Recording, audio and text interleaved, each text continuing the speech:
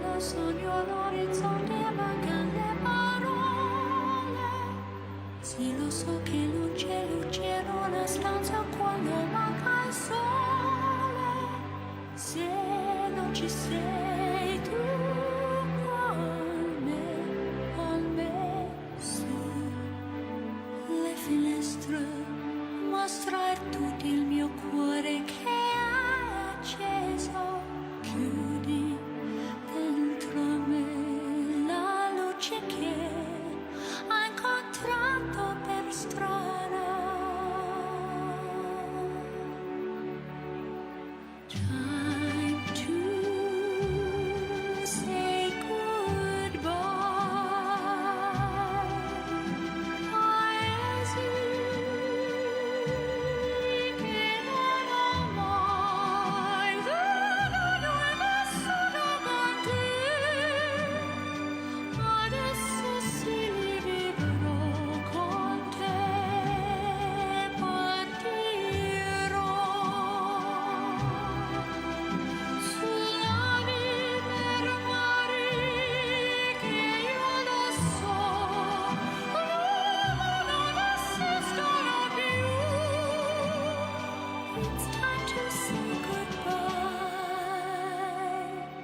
Quando sei lontana sogno all'orizzonte e manca le parole. E io sì lo so che sei con me, tu mia luna, tu sei qui con me, mio sole, tu sei qui con me, con me, con me, con me. Time to say goodbye. Paesi che non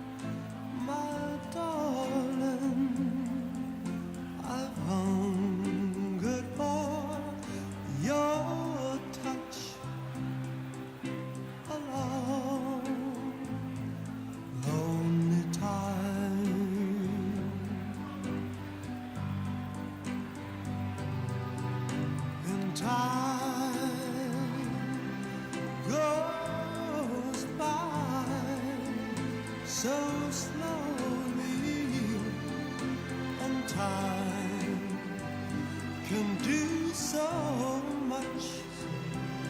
Are you still more?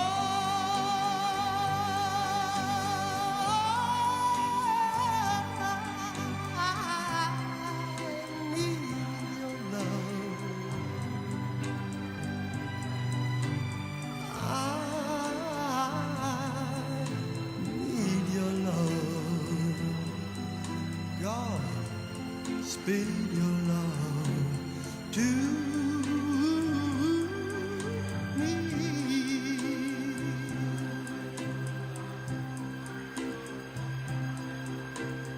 Lonely rivers flow to the sea, to the sea, to the open arms of the sea.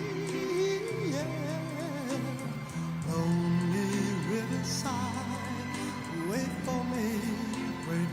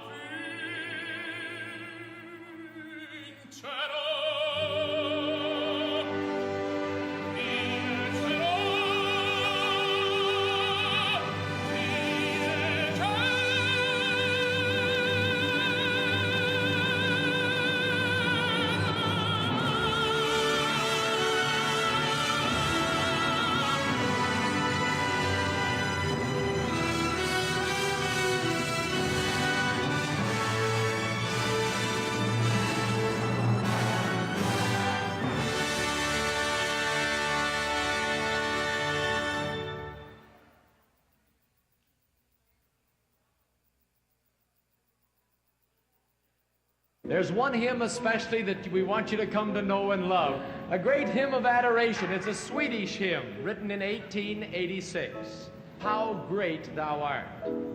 Here in Melbourne, we have two crusade choirs. The ones you see on the platform this afternoon and down here have the red identification badge on, and we have a green choir which will be here tomorrow. We had over 1,400 of them registered. And we know that you'll enjoy their ministry and song, and just now we're going to ask them to come, Mr. Shea to come and the choir to join him in singing, How Great Thou Art.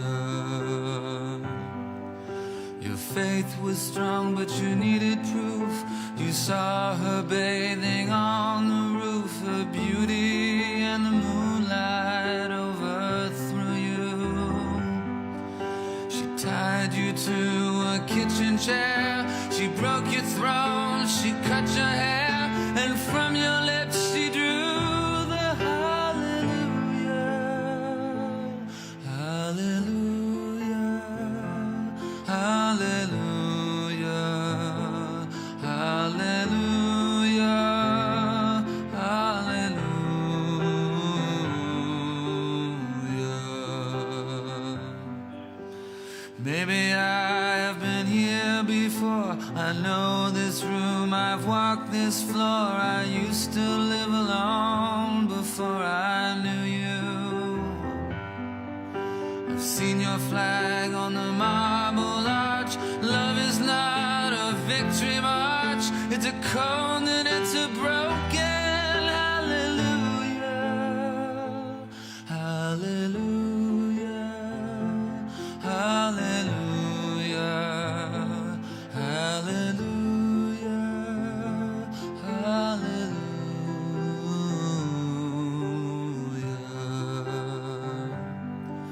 There was a time you let me know what's real and going on below, but now you never show it to me, do you? And remember when I moved in you, the holy dark was moving too, and every breath we drew was hallelujah. Hallelujah. Hallelujah. Hallelujah. Hallelujah.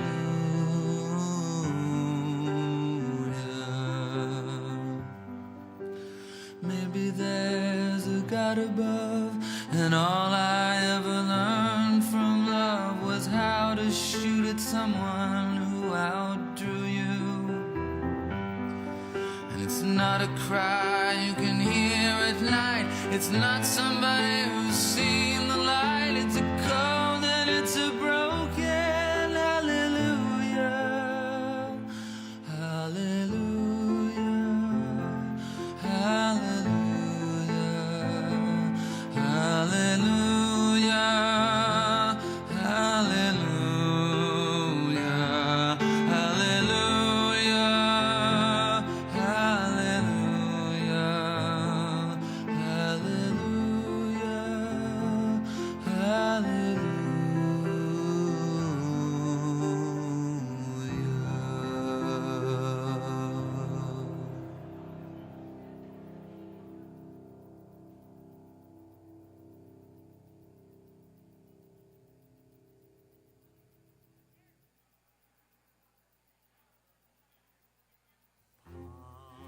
Past the point of no return, no backward glances. The games we've played till now are at an end. Past all thought of if or when, no use resisting. Abandon thought and let the dream descend. What raging fire shall flood the soul? What rich desire unlocks its door? What sweet seduction lies before us? Past the point of no return, the final threshold.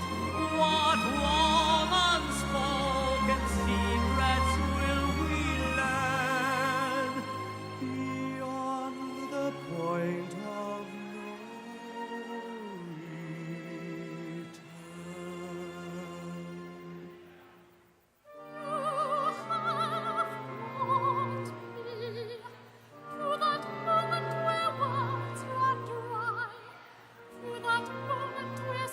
Disappears, to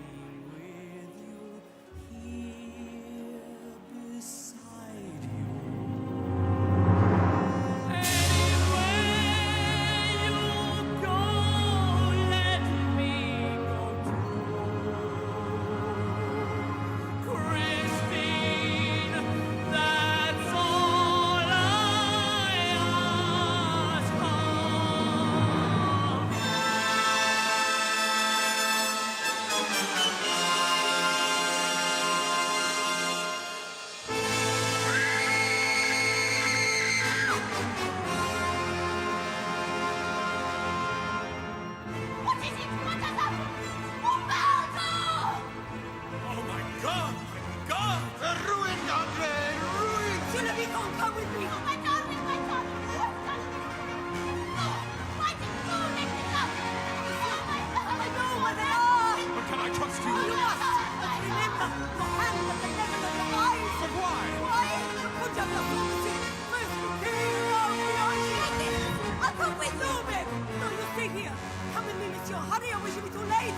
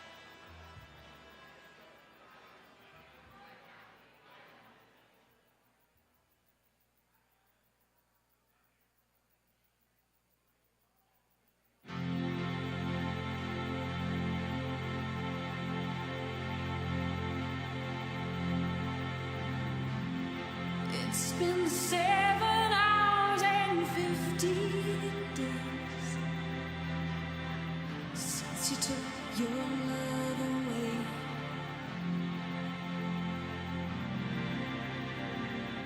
I go out every night and sleep all day since you took your love away.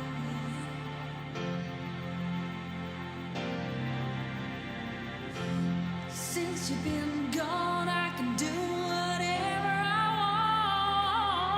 want. I can see whomever I choose.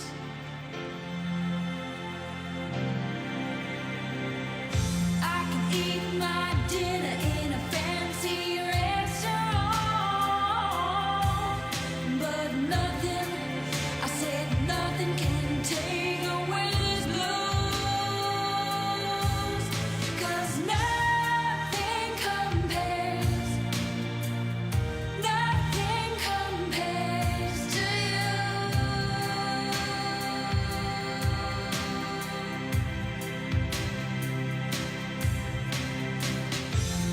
It's been so lonely without you here,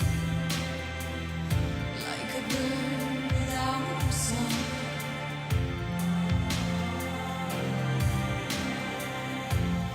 Nothing can stop these lonely tears from falling.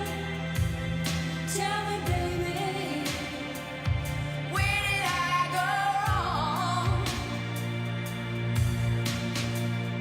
I could put my arms around every boy I see. They only remind me of you.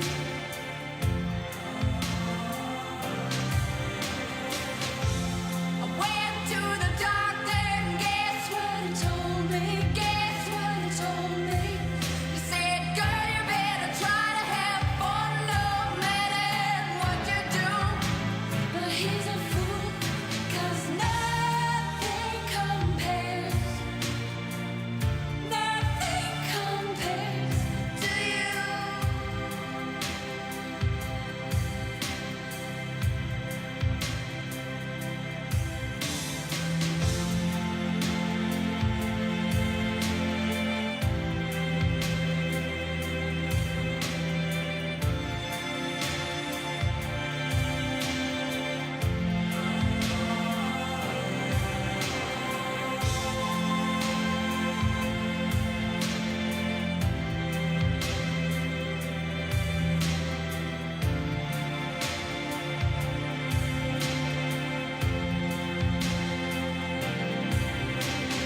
All the flowers that you planted, mama, in the backyard, all died when you went away.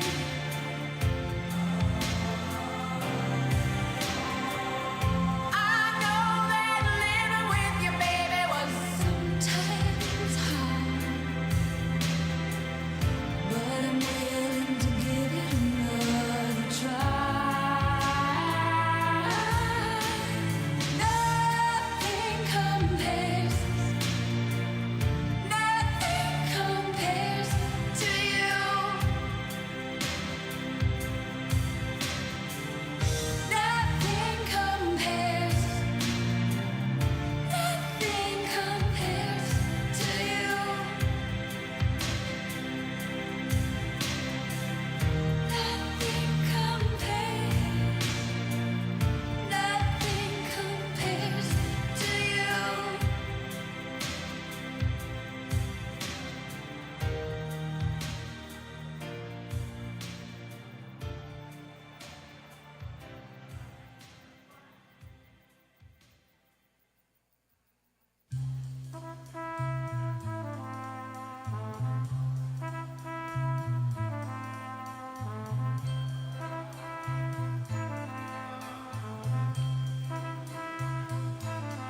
There must be lights burning brighter somewhere. Got to be birds flying higher in a sky more blue. if I can dream of a better land where all my brothers walk hand in hand. Tell me why, oh why can't my dream come true? Oh why? There must be peace and understanding sometime. Strong winds of promise that will blow away the doubt and fear. If I can dream of a warmer sun where hope keeps shining on everyone, tell me why, oh why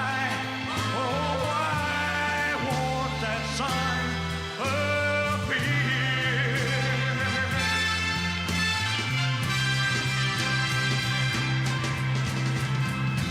We're lost in a cloud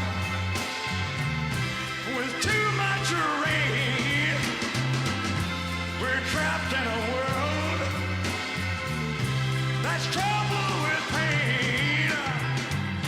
But as long as a man has the strength to dream, he can redeem his soul and fly.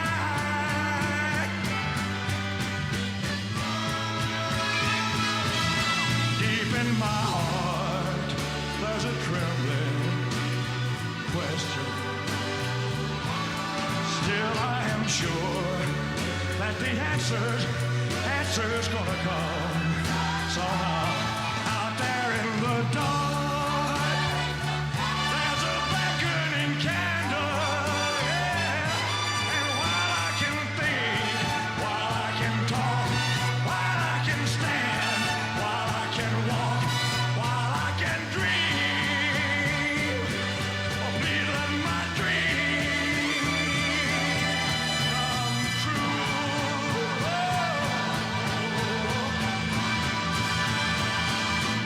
Right now,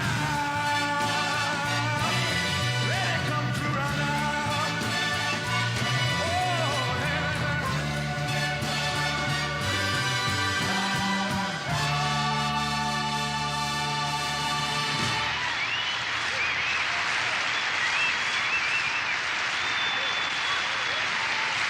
Thank you. Good night.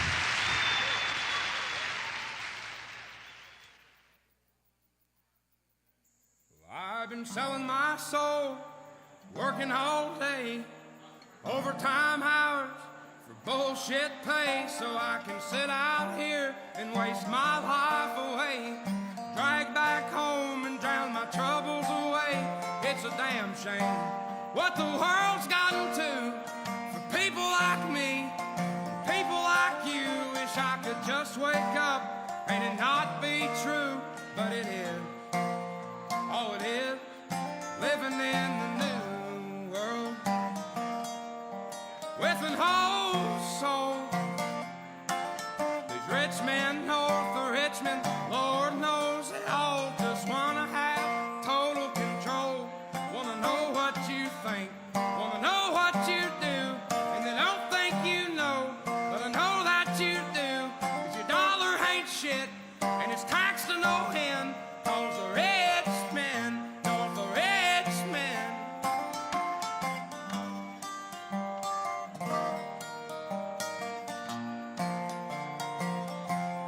I wish politicians would look out for miners, and not just miners on an island somewhere.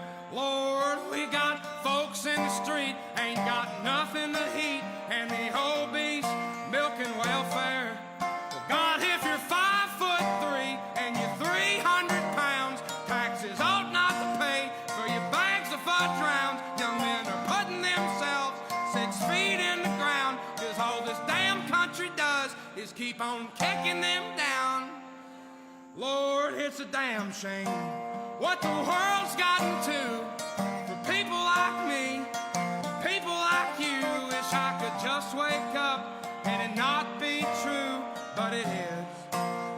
Oh, it is living in the new world with an whole soul.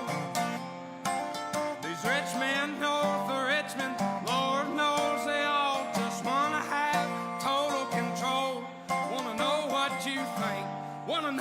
what you do, and they don't think you know, but I know that you do, 'cause your dollar ain't shit, and it's taxed to no end, 'cause the rich men, north the rich men.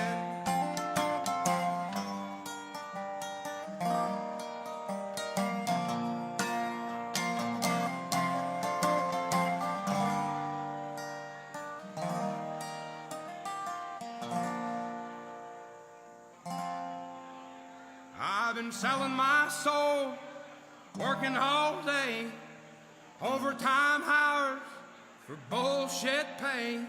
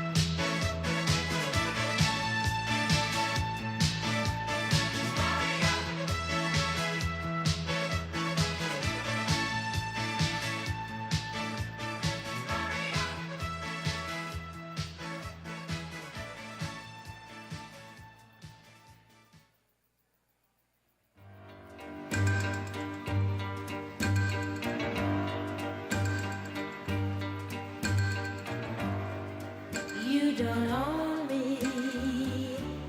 I'm not just one of your many toys. You don't own me. Don't say I can't go with other boys. And don't tell me what to do. Don't tell me what to say. And please, when I go out with you, don't put me on display. 'Cause you don't own me. Don't try to change me in any way. You don't own me. Don't tie me down, 'cause I'd never stay. I don't tell you what to say. I don't tell you what to do. So just let me be myself. That's all I ask of you. I'm young and I love to be young. I'm free and I love to be free. To live my life the way I want. To say and do whatever I please.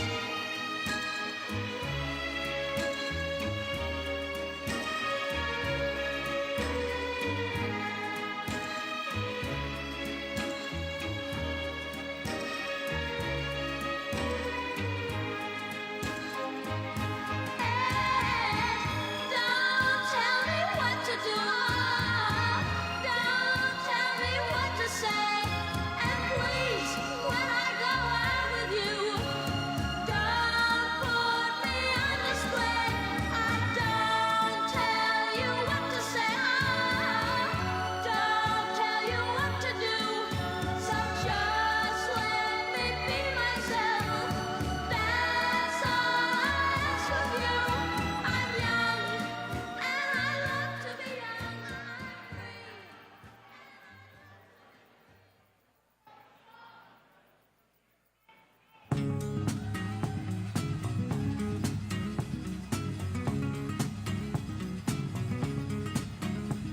Jolene, Jolene, Jolene, Jolene, I'm begging of you, please don't take my man.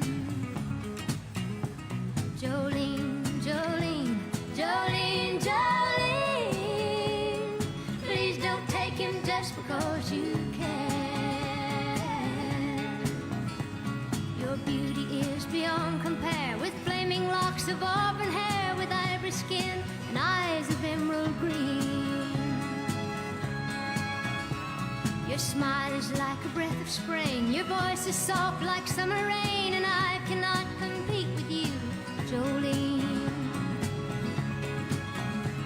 He talks about you in his sleep, and there's nothing I can do to keep from crying when he calls your name, Jolene.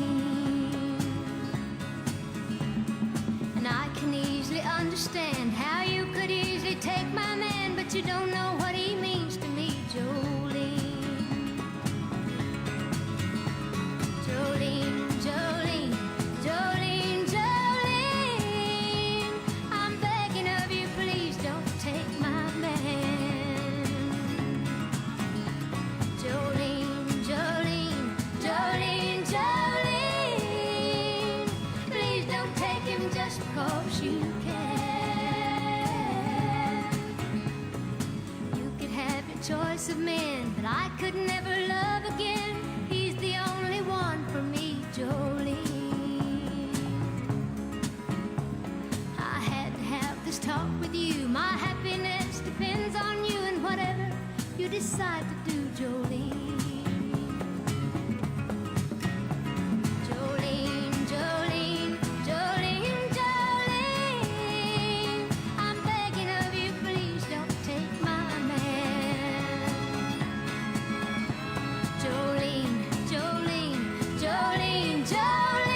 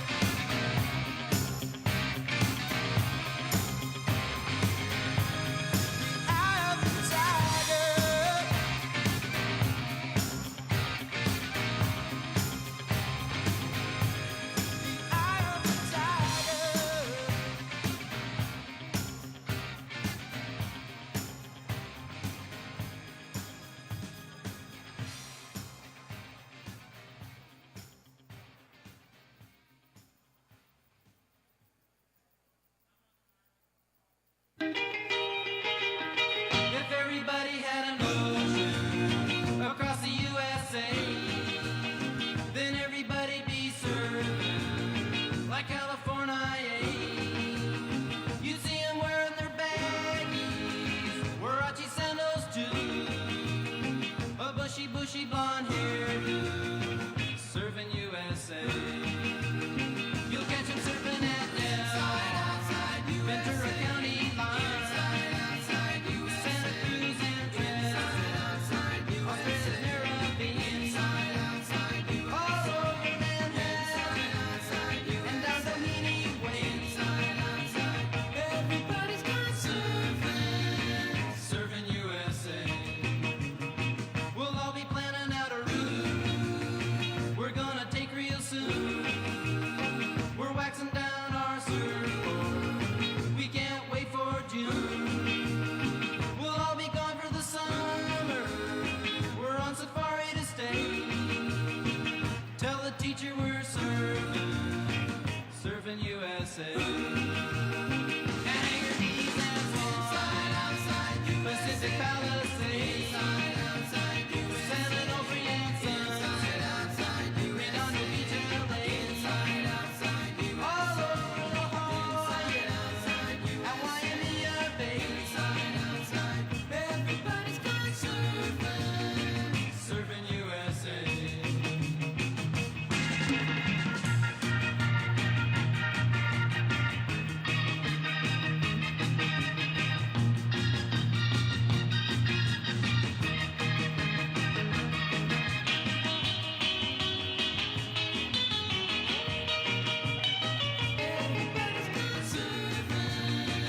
Surfin USA. Everybody's got Surfin USA. Everybody's got Surfin USA. Yeah, everybody's got Surfin USA. Yeah, everybody's got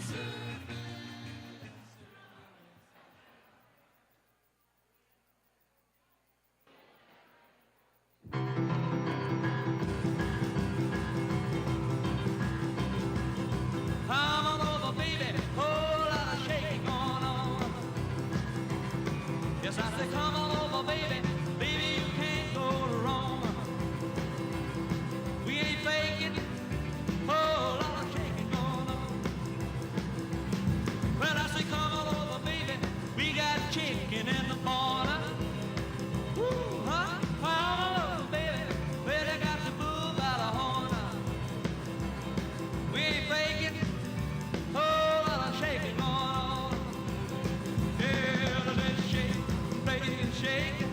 I said shake, baby, shake. I said shake it, baby, shake it. Let's shake, baby, shake.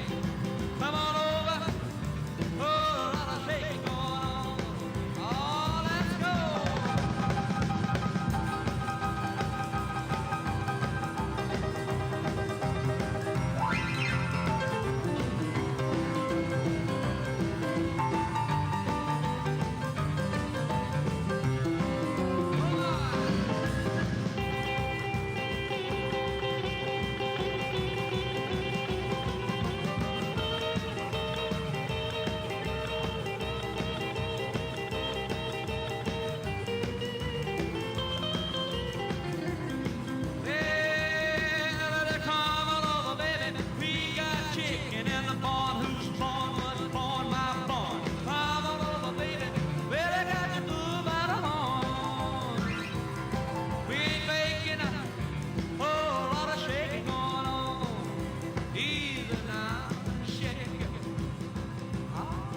Shake it, baby.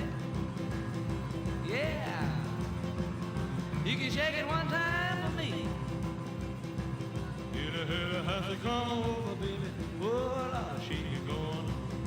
Now let's get real low one time now. Shake it, baby, shake it. All you gotta do, honey, is kind of stand in one spot. Wiggle around just a little bit. And that's when you got it. Yeah. Baby, oh, now let's go one time. Shake it, baby, shake it. Shake it, baby, shake it. Ooh, shake it, baby. Come on, baby, shake it, baby, shake it. Come on up. Oh, lot of shaking going on.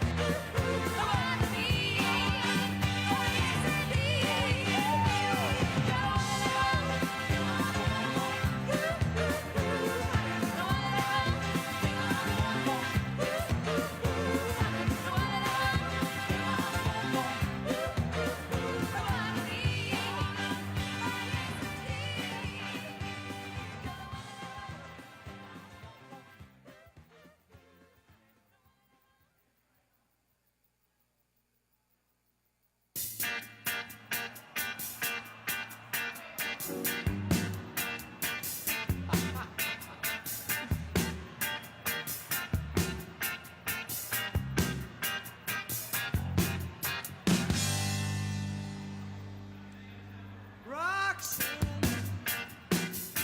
you don't have to put on the red light. Those days are over. You don't have to sell your body to the night. Roxanne, you don't have to wear that dress tonight.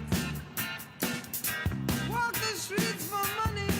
You don't care if it's wrong or if it's right. Roxanne.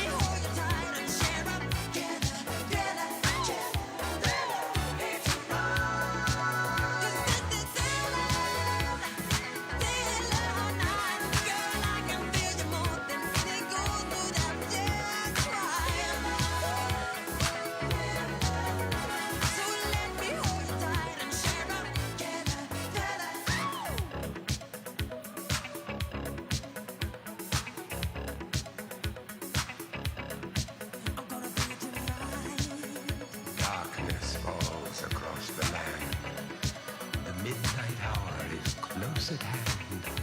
Creatures crawl in search of blood to terrorize your neighborhood.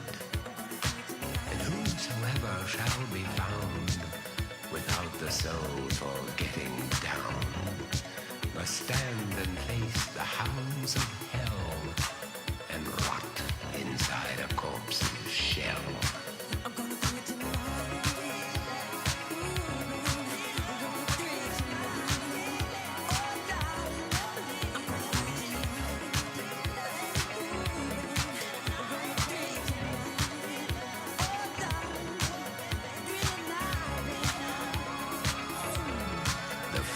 Stench is in the air, the funk of 40,000 years, and grisly goons from every tomb are closing in to seal your doom.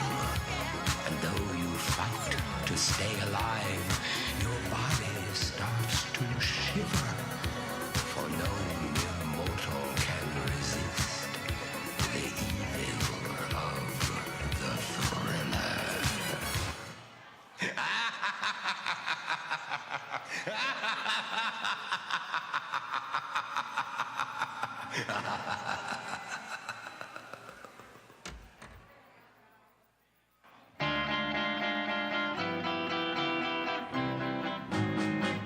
Hold me close, hold me tight, make me thrill with delight. Let me know where I stand from the start. I want you, I need you, I love you with all my heart. Every time that you're near, all my cares disappear. Darling, you're all that I'm living for. I want you, I need you, I love you more and more. I thought I could live without romance.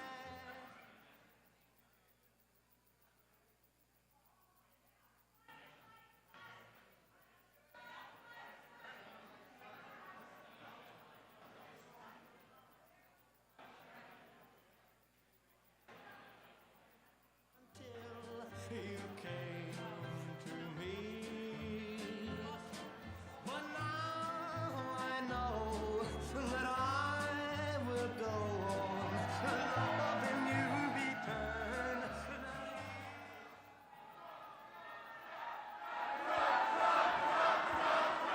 Ladies and gentlemen, please welcome the next president of the United States, President Donald J. Trump. And I'm proud to be an American, where at least I know I'm free. And I won't forget the men who died, who gave that right to me. And I gladly stand up next to you and defend her still today. 'Cause there ain't no doubt I love this land. God bless the USA.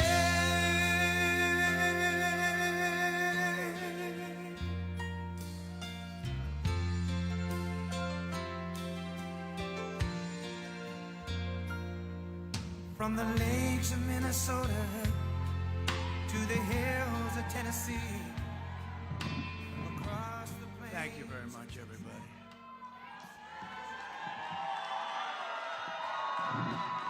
Thank you.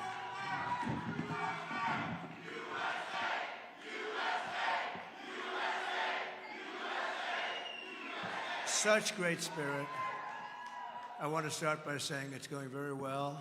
There are some bad spots in Pennsylvania where some serious things have been caught or in the process of being caught, but the election itself is going very well. We're leading, I believe, in all 7 swing states. So I appreciate everybody's work, and the spirit is unbelievable. I don't think there's ever been anything like it in our country's history, frankly, because we want to see our country get better. And that's why we're here, just to do a statement. And it's an honor to have some of our friends here. In less than 4 years, Kamala Harris has obliterated our borders, obliterated. We've never had a situation like this. Decimated the middle class, and runaway inflation has caused problems, the likes of which we never thought possible. Bloodshed, squalor to our cities is common, and they've unleashed a war and chaos all over the world. You take a look, everything's blowing up or getting ready to blow up. No respect for our country anymore, no respect for our leadership. No person has caused so much destruction and death at home and abroad should ever be allowed to be the President of the United States. You can't have that. Can't have that. So I'm running on a plan to save America. We're going to save America. We have no choice. It's the greatest there is. We love it, and we're going to save it. We have no choice. And it's going to be saving it from the incredible destruction that's been caused by crooked Joe Biden and Kamala. And she's responsible because he wasn't responsible, and she never said that. He didn't know too much about what was happening. Maybe that was exposed during the debate. And yet still, the way they took that away from him was not right. It wasn't right. Shouldn't have happened that way. They walked in, they said, we're taking it away. They stole the presidency of the United States. You can call it a coup, you can call it whatever, but they stole it. They went in like taking candy from a baby, and can't have that. And she's running on a campaign of demoralization and really a campaign of destruction. But really, perhaps more than anything else, it's a campaign of hate. It's a campaign of absolute hate. And, you know, I said yesterday that she's a vessel. She is a vessel. It's a very big, powerful party with smart people. I have to be smart. But it's vicious. They're vicious, and they're perhaps even trying to destroy our country.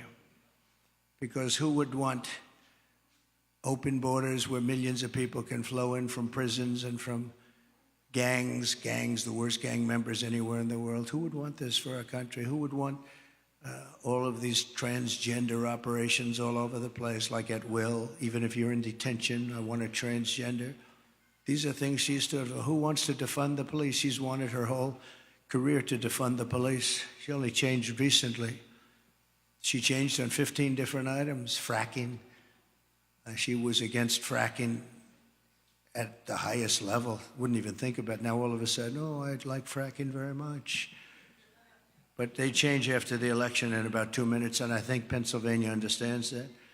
After 2 assassination attempts in just over 3 months, her lies and her slanders are very shameful and really inexcusable. And I can say that if I were president and somebody was being threatened, openly threatened like they've threatened me, I would say, if you do that, even if this was an opponent who I disliked, if you do that, we will obliterate your entire country, and it would all stop. But they wouldn't make that statement. They won't make that statement. And essentially, that statement has been made by other presidents, even concerning their opponents, as you know. Today, we're going to talk about the real character of Kamala, and a person who has no remorse for the anguish she's inflicted upon families all across America. On the contrary, I have to tell you, Kamala intends to conflict and keep this misery going, and she's going to keep it going as long as she can, because that's the only way she can get elected. She's going out and only criticizing, talking about Hitler and Nazi, and because her record's horrible. Her borders are the worst in the history of the world. There's never been a border in the world like this. I always say in third world countries, banana republics, they'd fight them away with sticks and stones if they had to. We let them come in, come on in. Knowing in many cases they're murderers, they're drug lords, they're traitors in so many ways to our country. If they were involved in our country at all, even that, they're coming back in. People that left because they were traitors are coming back in. Everybody's coming back in. And it's at a level that we've never seen before. Criminals off the streets. And you know, other countries from where they're coming are now setting records, good records for them, where crime is down 70 and 75% because they're taking the criminals off the street. They're emptying their jails into our country. And they're not finished yet. I'm amazed. I thought they would have done it by now, but if you take a look at Venezuela, their crime is way, way, way down. Then you go to Caracas and you wouldn't recognize it. You can actually walk the streets without being shot or killed or mugged. It's becoming a safe city because they've taken all their criminals, most of them, the rest are coming. They're all coming. They've taken their drug dealers and they've put them into the United States of America. Thank you very much, Kamala. I appreciate it. But she continues and she will continue this misery, and her policies have caused such harm and such pain. And the three great people up here with me are going to just discuss that for a little while about what's happened to them, how their lives have been shattered. I'd like to begin with the story of one mother whose life Kamala has utterly destroyed this life. And we're talking about thousands of people in very similar situations. Every day under Kamala, open border policies. And if you remember, Joe Biden appointed her as the border czar. She doesn't want to use that term, but let's say we'll just use a different term. She was responsible for the borders, totally responsible. She never made one call to Border Patrol. 2 weeks ago, the Border Patrol endorsed me with the most beautiful endorsement I think I've ever gotten.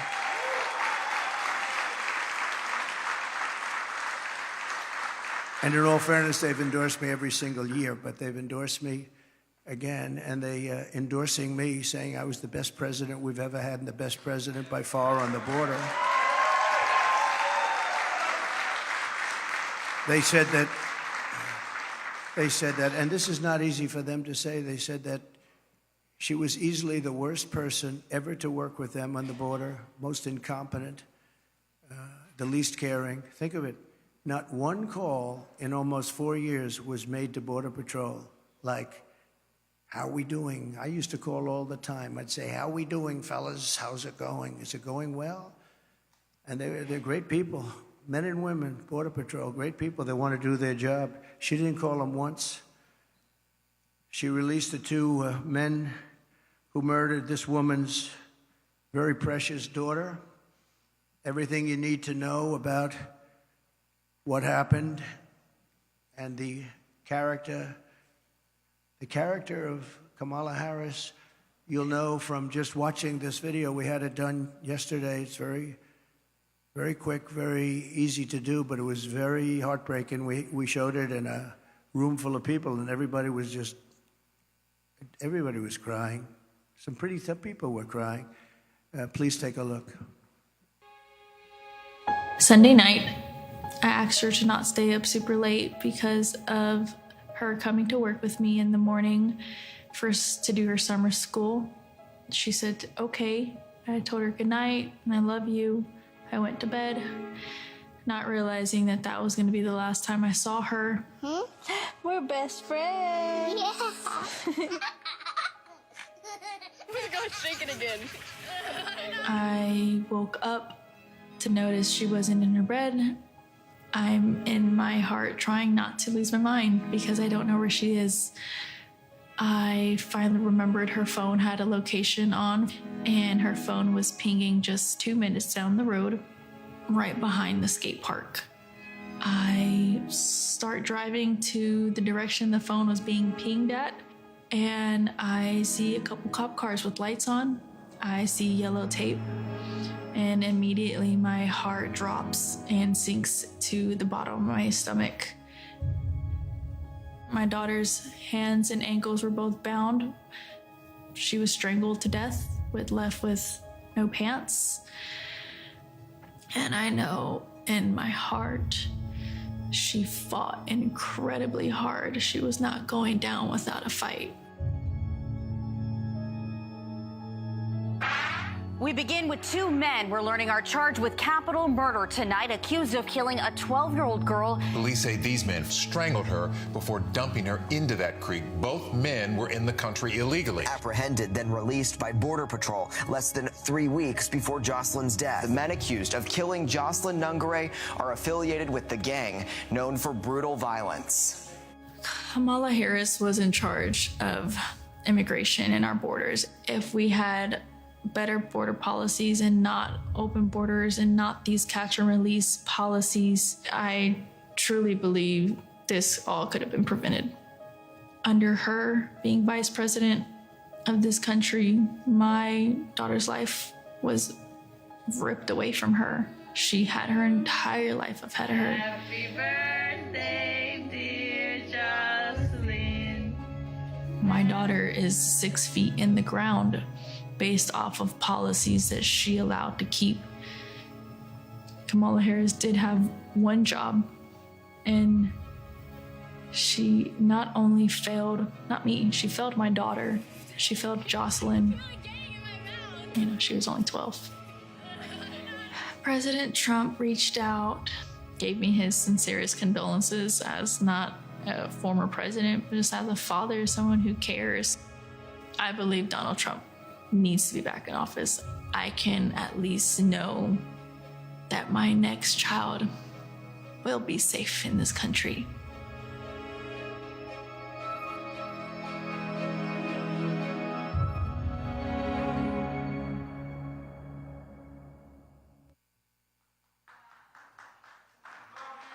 Thank you very much.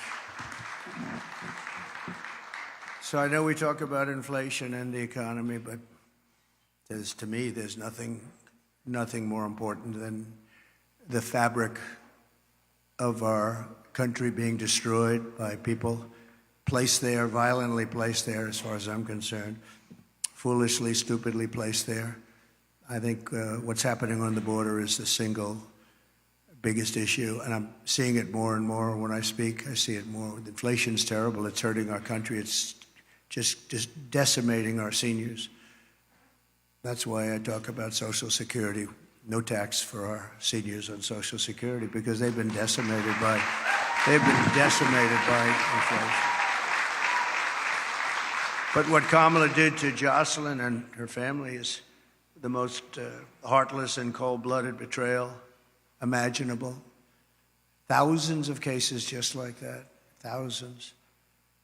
In throwing open the border, think of it, open borders, they come in from parts unknown. People have no idea who they are, where they're from, anything about them. They know nothing. They just walk into our country. And as soon as I heard they were doing that, I said, well, I know these countries. I know every one of the leaders of all these different countries. They're very smart. They're very sharp. They're very streetwise. I said, I know what they're going to do. They're going to open up their jails and just dump them into the United States. And that's what happened. They opened up their jails.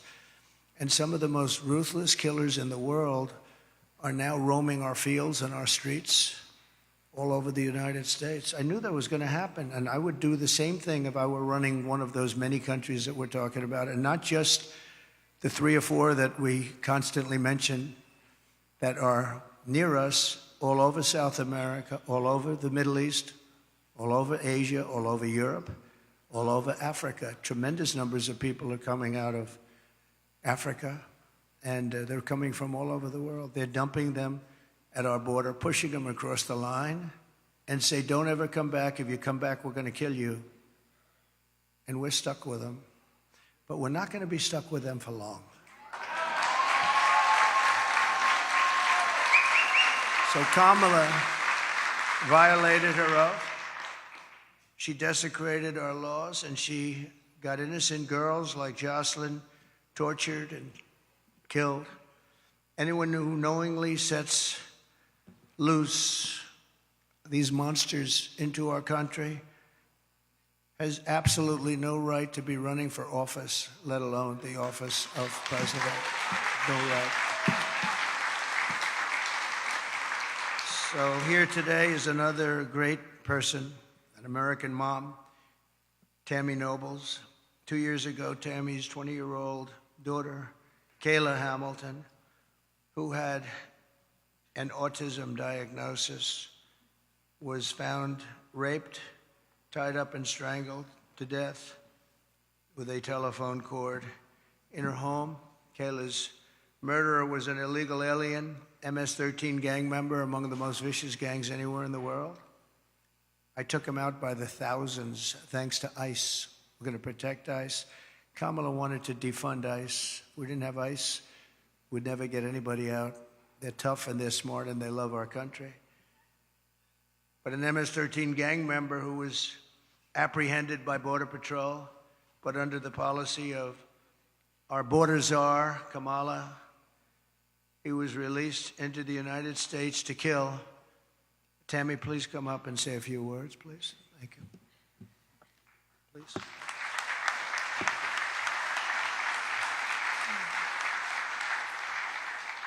I just wanted to say that Homeland Security did not do their job.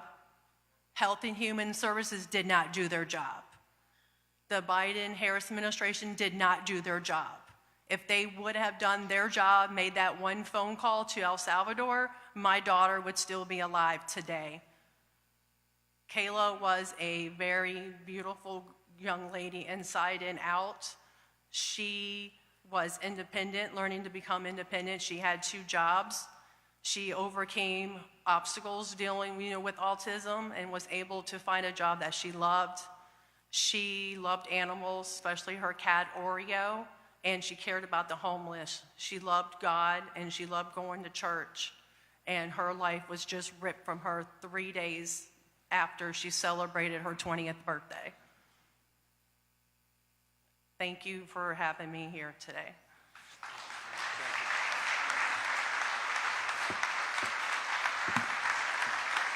Thank you, Tammy. And we will not forget Kayla. And she's looking down. She's very proud of Mom. Kamala's cruel and immoral actions on our border are actually disqualifying, in my opinion. She's unfit. She's an unfit person.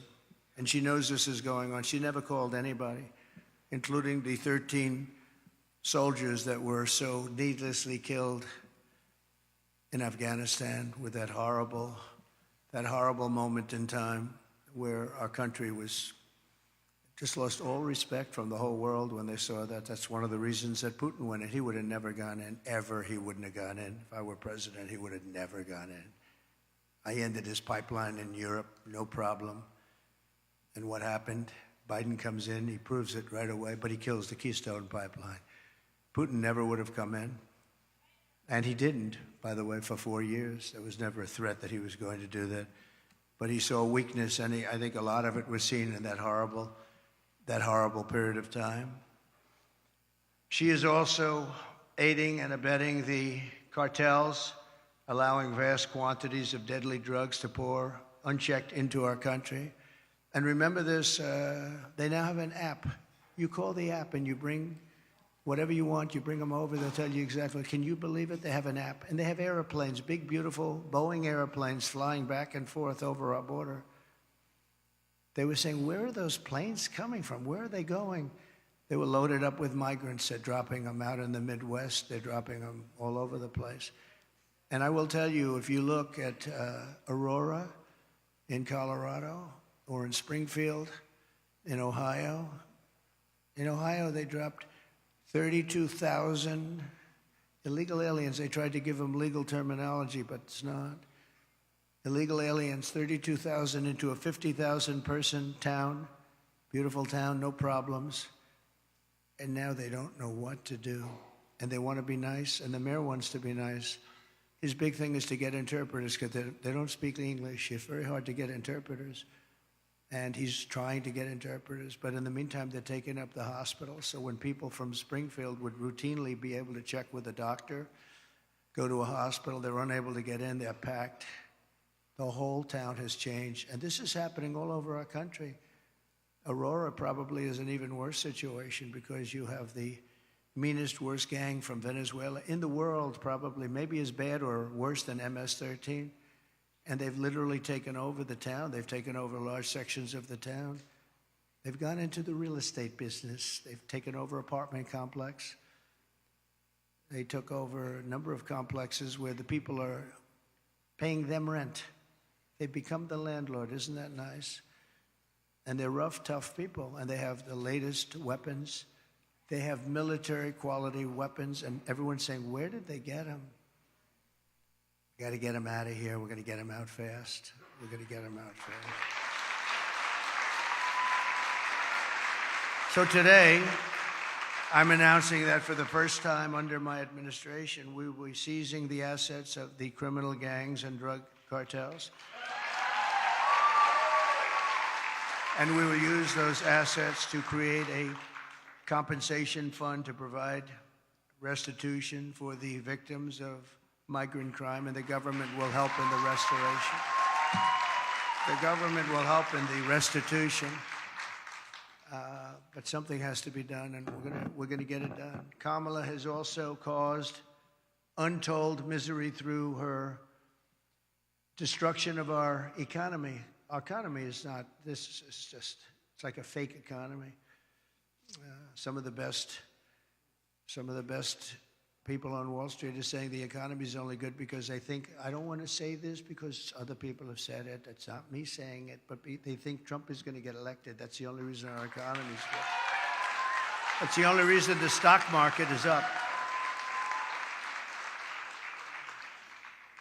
Scott is here, I think, someplace, and he's one of the most respected people on Wall Street. He's actually made a very big point of it, that the stock market is only doing well because of the fact that they think Trump is going to win the election. So we'll see. But Kamala cast the deciding votes that caused the worst inflation in our lifetime, maybe the worst inflation we've ever had, because I don't think they're, I mean, I know for a fact they're not adding all of the numbers. If they did, I think it's the worst inflation probably in the lifetime of the country. And it's costing typical American families over $30,000. Nearly half of Americans now say they're broke. Think of that. Half of Americans are saying they're broke. They have no money. 2/3 say they're living from paycheck to paycheck, and that's a record. We've never had that. To that extent, we've never, ever had that. Millions of Americans are lying awake at night, worried about how they'll pay their bills because Kamala wrecked their family finances, and she's done that. She's done nothing good. They have done nothing good. And I speak of Kamala, but it's partially Joe, but Joe's out of it, you know. Joe's sort of out of it. He's been out of it for a long time. Now she wants to raise taxes for the typical family by $3,000 a year. She's got no empathy for the hardworking Americans whose dreams she's killed, and said recently that there is not one thing that she would do differently from Biden. That's only because she choked. I'm sure she could have come up with a couple of things if she really thought about it, because there's been so much destruction caused by the Biden administration. One of the things that people don't talk about, and the news never talks about, they don't talk about, as an example, Afghanistan, but this is something that's incredible, because when you think of the numbers, 325,000 children are missing, dead, sex slaves, or slaves. 325,000 children who came in through the open border are now missing. Many of them are dead, and nobody talks about it. I said, this must be a mistake. This can't be possible. When I read it, I said, this can't be. You're talking about take your largest stadium and fill it up many times. That's what the kind of numbers are. Here today is Michael Copy, a small business owner who runs a dry cleaner and is struggling to get by because of what Kamala has done to his business. They've destroyed small businesses in this country. Michael, please.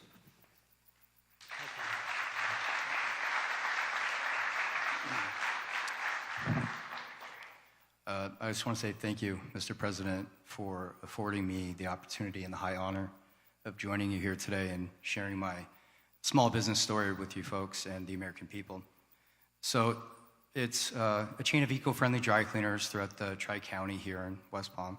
And it seems not too long ago, just a few years, the customer and us, the small business owner, we were able to keep up with inflation. There were resources available to us for expansion, or if you had a bad month, you know, if there was something you needed to make up for it, seemed like the support was there.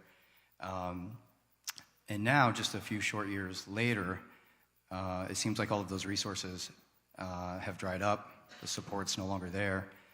We had an expansion plan about 6 years ago that we had to pause because we have to wait for our customers now to catch up with the inflation, the supply chain issues still, because we as a small business, we can't double our price points, although the cost of doing business now is 2, 3, or 4 times what it was just a few years ago. So we've had to get creative. Our industry, probably 30% in the dry cleaning industry, never survived COVID. And just recently this summer, I was contacted, my wife and I, by another local dry cleaner here in West Palm. They were asking advice. So husband and wife been there for about 35 years. Their lease was up, and the landlord was doubling their rent, which would have meant that that's what they've been paying themselves for probably the better part of 20 years. So they had to make a decision. Do they hand the keys back, or do we get creative, work together, pool resources? And so what we did was we figured out the right price point for them, but we did their cleaning for them, at least until we figured it out. And so they were not able to pay their operations. They couldn't keep that going, but they were able to save their business by strategically partnering. And by the end of summer, I think I was contacted by about 12 other local dry cleaners saying, can you guys help us also, because we're going through the same thing. Thank you. And it seems now, so the delta between the reality of what inflation is right now and we have in front of us, the reality of that and the small business owners' capabilities, that delta is too great. So unless we effect change immediately, I fear that in the next few years, if we don't see that change, we might see another 30% of our industry and others no longer exist. So I just want to say thank you again, Mr. President, for allowing me to share my Go Green Dry Cleaner story, and thank you.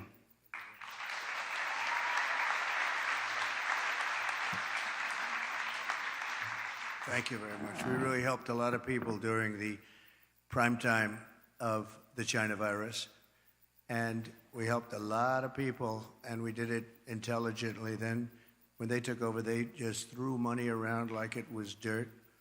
And as you know, the recent monster hurricane, Helene, just wiped out so much. If you look at the different states, North Carolina, Georgia, Alabama, South Carolina, Florida, Tennessee, it was just devastating. And the response was the worst since Katrina, but really a lot of people think it was much worse than Katrina. It's still, they haven't shown up. They're not in North Carolina. The people of North Carolina have suffered incredibly, and there's just nobody to help them. FEMA has been a total disaster. We had FEMA that was fantastic when we did this, because we had our hurricanes too. We had some bad ones, but we did a great job with it. It's not there. And then you see that they, originally blamed, and then they tried to take it back, but it was a little late. But they said that the money was spent on bringing illegal migrants into our country. They spent close to $1 billion, and these were funds that were spent. And you have to say, I was in North Carolina recently, and I looked at devastation that was just, unbelievable. There was nobody there from the federal government. The local people have done incredible things. Franklin Graham has done incredible things. He's been amazing. But there was nobody there. So we're pleased also to be joined by Christy Shamblin, person I know and I've gotten to know over the last year or so, the mother-in-law of fallen Marine Corps Sergeant Nicole G. Nicole made the ultimate sacrifice during the disastrous withdrawal. Not that we were withdrawing. I was going to withdraw, but we were withdrawing with dignity and strength and power, and we were going to keep Bagram, the big air base, because of the fact that it was so close to where China makes their nuclear weapons, 1 hour away. We should have kept it, and we didn't do that. But the way they withdrew, they took the soldiers out first. No, you take the soldiers out last. I went 18 months without one soldier. I spoke to Abdul, the leader of the Taliban. We went 18 months without one soldier even being shot at, no soldier being killed for 18 months. And then we left, and you had this group of incompetent people take over. Guys like Milley should have been fired. They should have been fired. Anybody that was involved with that disaster should have been fired.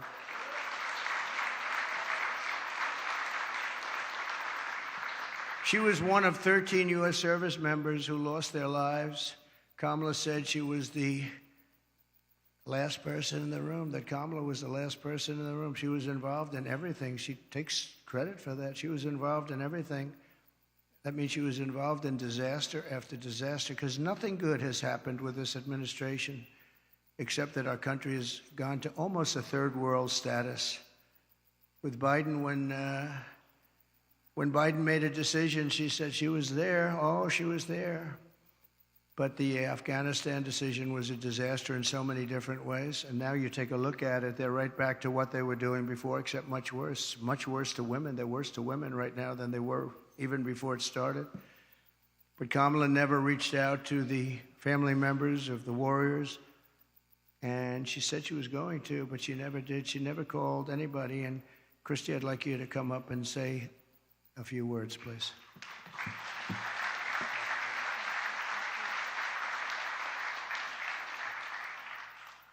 Hi, good afternoon, good morning. My name is Christy Shamblin, and my daughter-in-law was Sergeant Nicole Leanne G., and she was killed in the botched Afghanistan exit at Abbey Gate. She was the cornerstone of a very large family. And instead of planning family gatherings and holiday meals and Christmases and baby showers, our family and thousands of other families plan outings at funeral grave sites, and that is where we as a family celebrate my daughter-in-law at Arlington National Cemetery, because she is in the ground. Her story isn't unique to our family, she's just ours. There are thousands and thousands and thousands of wounded veterans who came home from that war, who need our help and who are ignored by our current administration. President Trump demonstrates peace through strength. I know what he told the Taliban when he was negotiating with them, because I've made it my business to know. And what he said to them when he was negotiating with the Taliban, he said, "I will kill you if you harm one hair on one head of an American."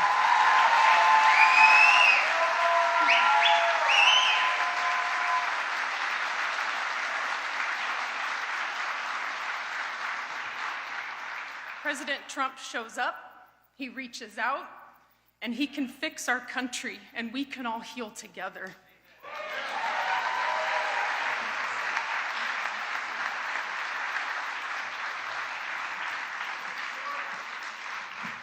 Thank you very much. It's so sad. So many cases like this. Nobody should have died.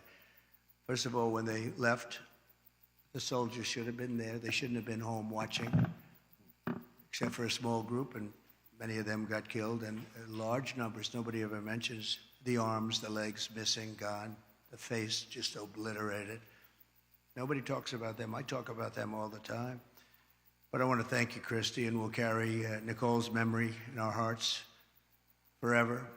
The full consequences of Kamala's 4-year reign are almost too terrible to discuss or contemplate. We're coming to the end of a great campaign. I think we've had a great campaign.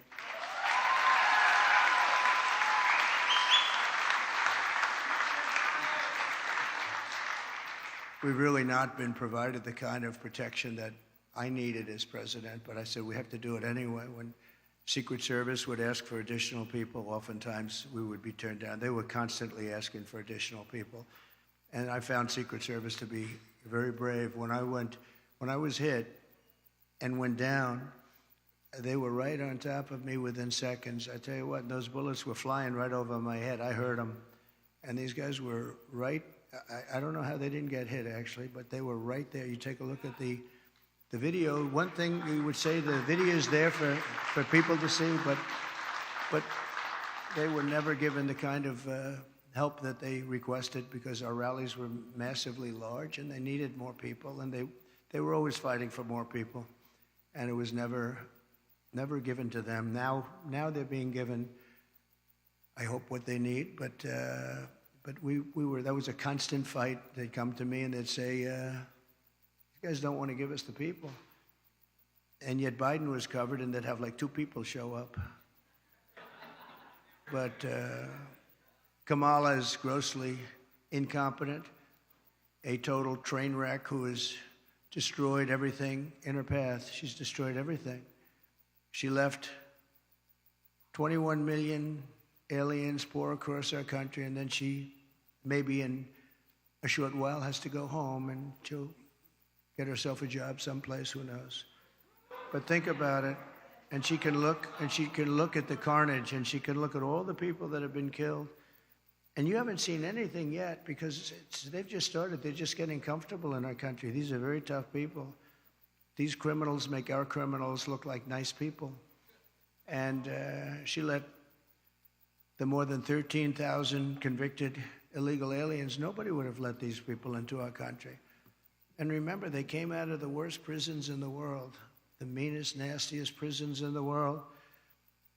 And when she says that she wouldn't do anything different, does that mean that she would have let 325,000 migrant children probably die, most of them, many of them? But at a minimum, they're slaves or they're sex slaves, and they're all over the country. Does that mean that she wouldn't have changed that? Does that mean that she wouldn't have changed so many of the other things that led to so much death and destruction, and even financial destruction of our country itself? We could end up in a depression because of what she's left with us. They are the worst combination president, vice president in the history of our country. And I often say Jimmy Carter's a happy man, because his administration, by comparison, was totally brilliant. It was brilliant. After Kamala endorsed defunding the police, she bailed out rioters, looters, and murderers, took them right out of jail during the violent crimes in the United States. Remember, that was in Minnesota. Minneapolis was burning down. It was burning to the ground. I watched a CNN announcer say, "This is a friendly group of people." And over his shoulder, the entire skyline was burning. I've never seen it, but that's the fake news. But violent crime in the United States is up 37%. All of these different crimes are up anywhere from 37 to 105% over a very short period of time. And it's almost like nobody even cares about it. Very simply, Kamala Harris is not fit to be your president. We can't have it happen. We can't have it happen.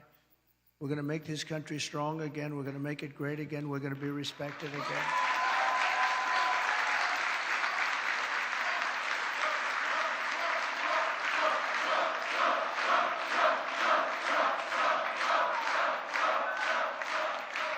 Her message has been a message of hate and division, and my message is about saving our economy, securing our border, bringing together the greatest and broadest coalition in American history. There's never been a coalition like this. Everybody's included. And on issue after issue, she broke it. They broke it together. But for purposes of this election, she broke it. Can't let her go. And I'm going to fix it, and I'm going to fix it very fast.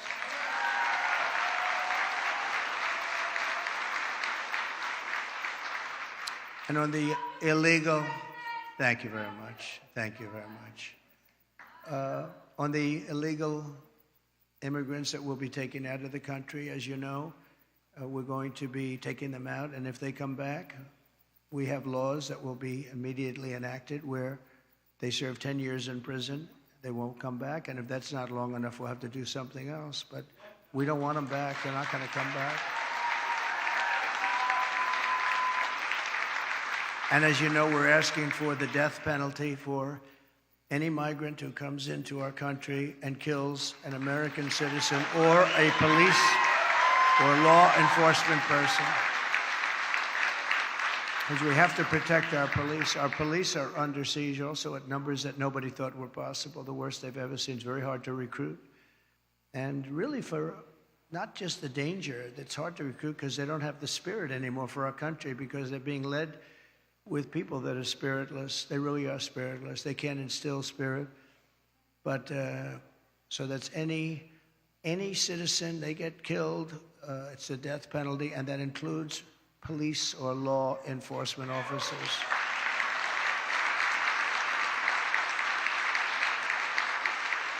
But we're going to revive our economy. We're going to use a system of very fair, very reasonable tariffs.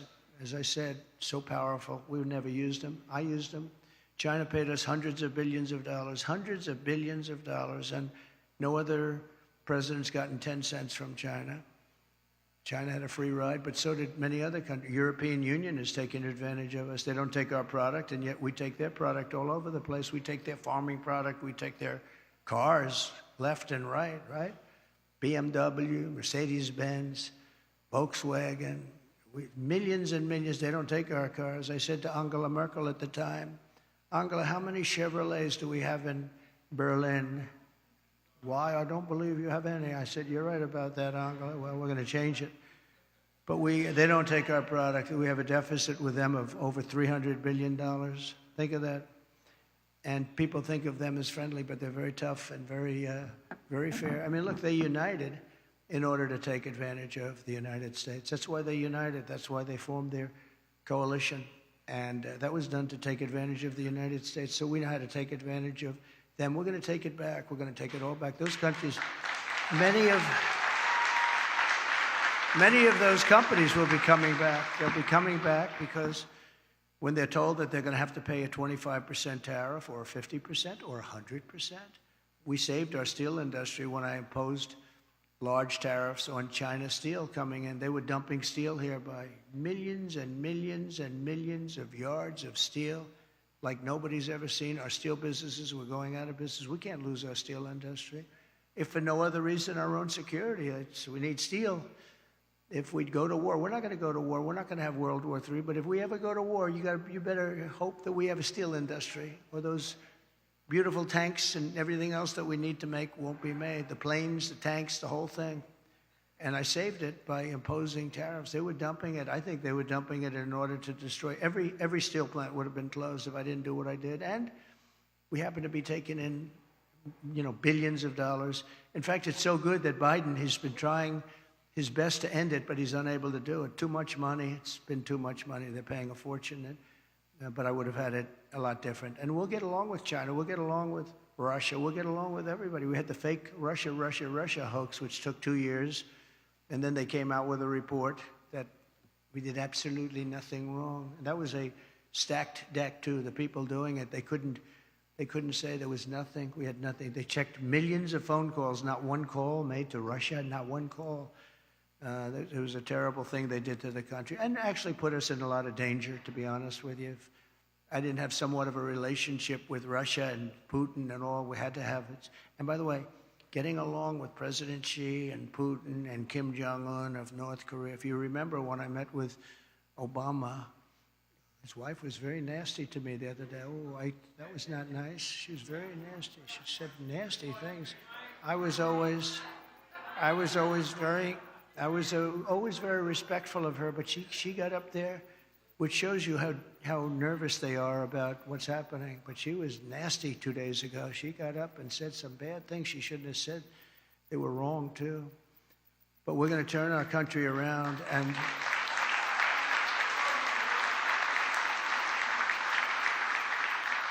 and we're going to pay a lot of respect to the three representatives, because that's what they are. They're representatives of millions of people. I mean, the businesses, so many businesses are just dying right now. There are millions and millions of people. They're representative of, and our wounded and our hurt soldiers, we have to take care of them. They came back from Afghanistan. Boy, nobody talks about it. They just don't talk about it, but I talk about them, and we're going to take care of them. You know, we had the greatest success with the VA, the Veterans Administration. We had a 92% approval rating. We got it so they had choice because they were waiting 4 or 5, 6. They were waiting 4 or 5, 6 months, 7 months to see a doctor. And I came in and I got, with the help of some of the great Congress people that are here, we have some great ones. Thank you very much. Thank you. Thank you. We've got quite a few of them. And I didn't even tell them to be here. They want to be here because they know exactly. Oh, yes, very good. We have one of the greats. But they wanted to be here. A lot of people wanted. I didn't tell anybody to be here, actually. But they wanted to be. But we have to take care of our military. Think of this. Soldiers who are waiting 6 months to see a doctor. Can you imagine yourself? You don't feel good. You could be cured with a pill or with a shot or with something very minor, like a minor operation, and after 6 months, you're now terminally ill. So I made it, and they've been trying to do this for 48 years. I made it. We call it choice, like school choice, which is also a very good thing, by the way. But we call it choice, where you have your choice. You go to a doctor. If you have to wait more than 1 day, you go outside, you get a doctor, you get yourself fixed up, and we pay the bill. And it's been unbelievable. I heard just the other day for the first time that Kamala and Biden are trying to destroy that. They're trying to make it so that you have to wait for 6 months again, back to where it was. We had a 92% approval rating, and now if they go back to that, you were going to have. I did another thing you weren't able to get because of civil service. You weren't able to get fire people. If somebody was a degenerate, if somebody was terrible, if they treated our heroes badly, we want them fired. We want them fired immediately. But we were unable to get them fired because they were protected by unions and by civil service. And I had it passed in Congress, which people have also been trying to get. And we were able to fire 9,000 people out of the VA and replace them with people that love our heroes as opposed to sadists. We had sadists. We had sick people. We had sadists in there that really harmed our great people, our great veterans, and we were able to get rid of them. We got them out, and we replaced them with people that can love and take care of these wonderful people that served us so well. So we did good. We had a 92% approval rating. They've been in the 40s and the 30s, and now it's heading back in that direction, I'm afraid. I hear they want to dismantle everything. And it's almost like you'd say, why? Why would they do that? Why would they do that? And yet they'll spend, you can't say money because they give away hundreds of billions of dollars to anybody that needs it, but they won't take care of our veterans. They won't take care of our people. They won't take care of our soldiers. They won't take care of our elderly. They won't take care of anybody, but they give every time certain people come to town, they walk away with $100 billion for countries that many people have never even heard of. So I just want to tell you, this is a campaign that's been long and hard. I've been on the road or campaigning for 58 straight days. I haven't taken a day off. I'm proud of that.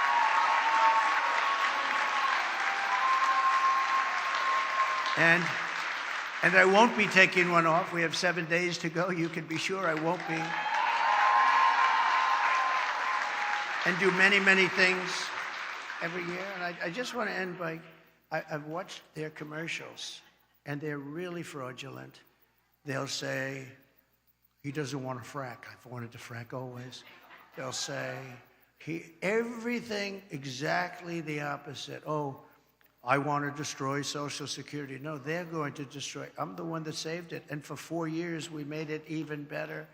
I'm the one, and I didn't raise ages. I didn't do the things that they're going to do because they're allowing millions of these people to go onto Social Security, Medicare. They're going to destroy it. She's going to destroy the whole country because it's not sustainable by any country. But the ads and the statements that they make are exactly the opposite.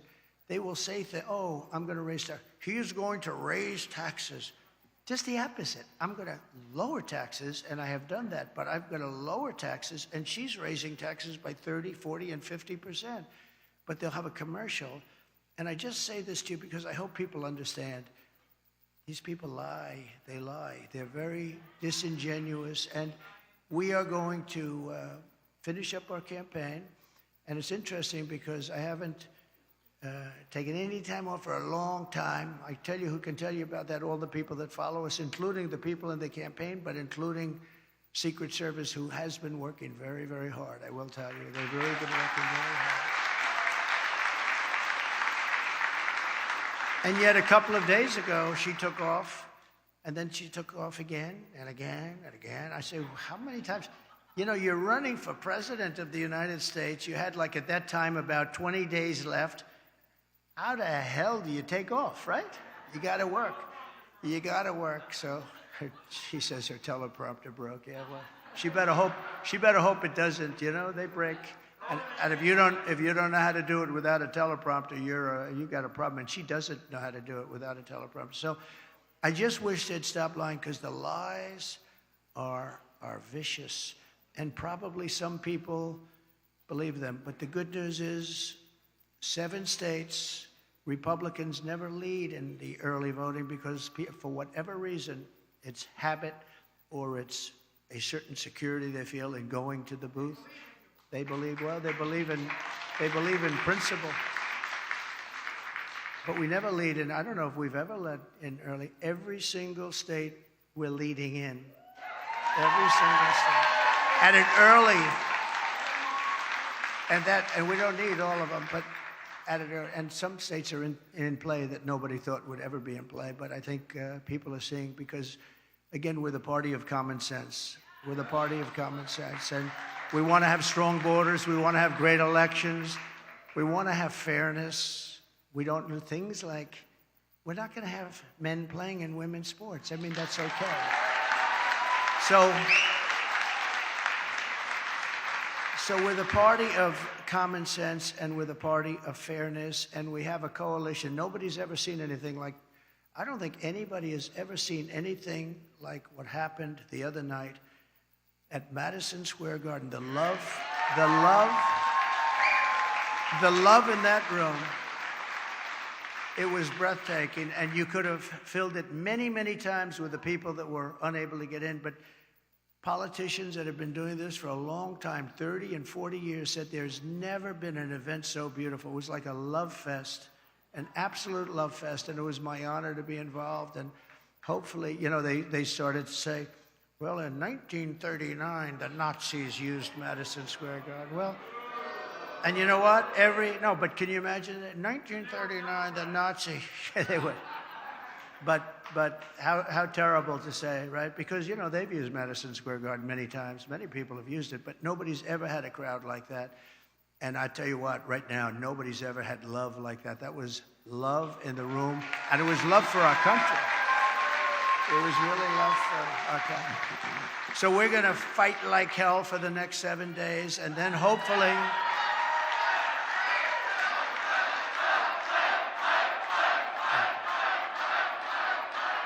And then hopefully, and most importantly, we're going to be fighting even harder for the next 4 years, because we're going to turn this around, and we're going to make this country greater than it has ever been.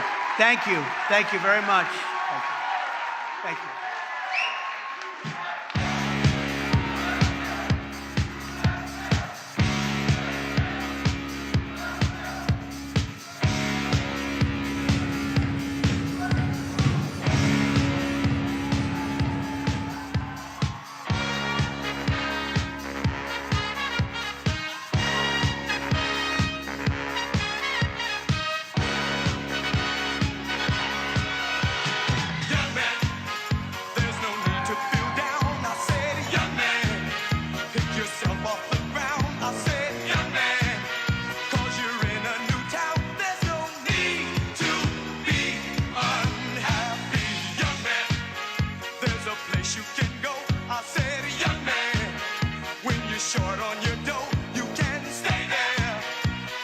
Sure you will find many ways to